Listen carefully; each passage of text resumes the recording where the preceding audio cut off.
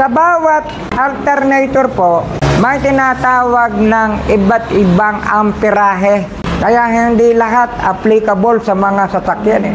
Hindi po applicable na yung alternator na nagaling sa kotse, sa mga commuter. Hindi po yan kasi depende po sa amperahe ng kanilang alternator. Kaya makakarinig kayo, ang amperahe ng alternator, merong 60, may 90, may 120. Nakadepende po yun sa laki ng makina. Now, sir, bakit ba nagkakaiba-iba? Ang ating alternator ay composed of magnetic wire, stator wire, and rotor wire. At yan po yung tinasabi nating nire-rewind. Papa-rewind mo, itong nagre-rewind, hindi standard ang inalalagay.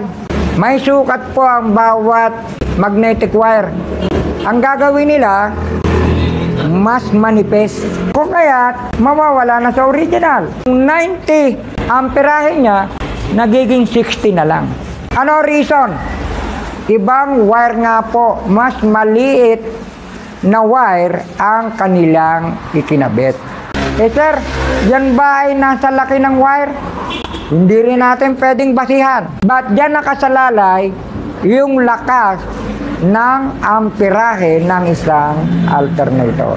Anyway, yan ay mga pakapyaw, pero yan naman ay iisa-isahin nyo eh, nadadaanan.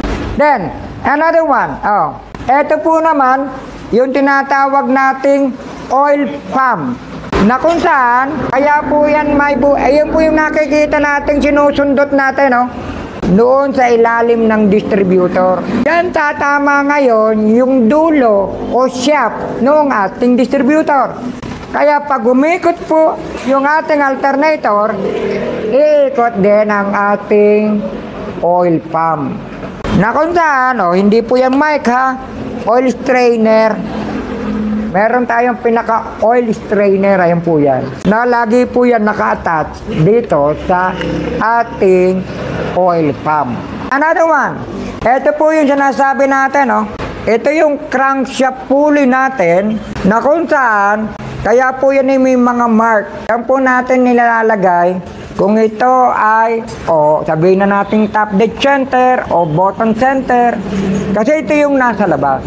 Kaya kung tawagin natin yan ay crankshaft pulley. Natin mo, sir, depende po sa design ng pulley.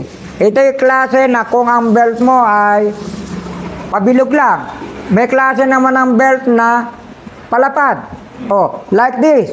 Nagkakaiba-iba po ang design ng kanilang mga pulley, pero pare-pareho nating pulley ang tawag po dyan. Sir, bakit may yung alternator may sariling pulley? Ay, sino ba nagpapaikot ng alternator? Ay di crankshaft din sa pamamagitan ng pulley.